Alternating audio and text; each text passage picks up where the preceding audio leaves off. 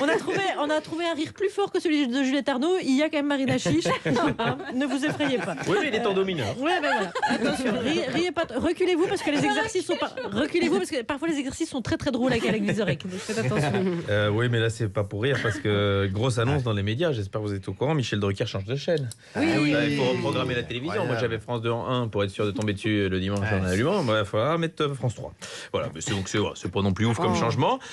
Mais c'est pas le premier gros transfert du mercato TV et radio cette année. Alors, essayez de retrouver la bonne réponse parmi les 4 suivantes. A. Bruno Retailleau va quitter France Inter en fin de saison. Mais il travaille pas à Inter. Bah, il est là plus souvent que Marina Je Chiche. sais, c'est mon cum. Ah bah oui, mais bon, à un moment, il faudrait le savoir. Réponse B.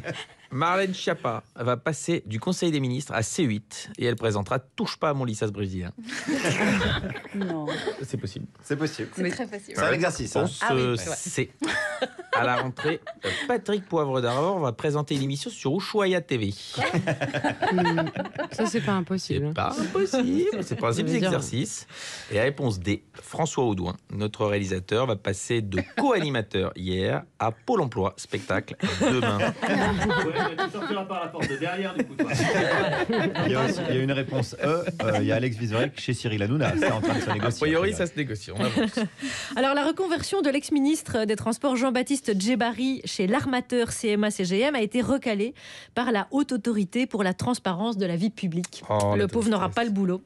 Les reconversions sont pas toujours faciles pour les politiques. Parmi les infos suivantes, lesquelles sont vraies, faites gaffe parce qu'il y en a une qui est vraiment vraie. Petit A, Valérie Pécresse a rejoint la rédaction de Combien ça coûte sur TF1. Blague des années 90.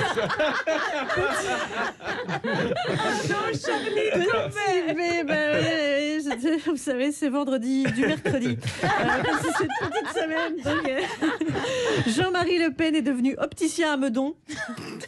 Oui, On est en fin de semaine, de milieu de semaine. L'ancien ministre sous Sarkozy, Frédéric Lefebvre, a relancé le magazine Pif Gadget. Ouais. Et Il y en a une de bonne. Et Gérald Darmanin a relancé le journal de l'immobilier. Guillaume. Oui, ben c'est parti, Roland Garros a démarré. Alors parmi ces infos, lesquelles sont vraies? Réponse A, à l'heure où on vous parle, Benoît Paire n'a encore insulté personne à Roland Garros. Réponse B, à l'heure où on vous parle, il reste 9 Français en lice. 8, pardon. 7. 6, 5, bon c'est pas facile. Non, arrêtez. Réponse C, Richard Gasquet a déjà sniffé la ligne de fond de cours. Ça aussi, c'est une vieille blague, non? Oui, ça aussi.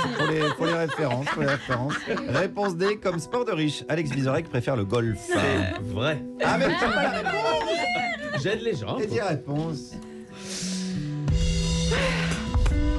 C'est la fin de saison, on est le 30 juin. Pour la vieille blague. Non, mais c'est bon, on est fatigué, ça arrive. Non, Combien vous ça n'êtes pas coûte fatigué chez vous, Mario, Jean-Pierre pas Pernaut, si fatigué, tu le regardes. Fatigué. Limite la dépression. Vive les vacances.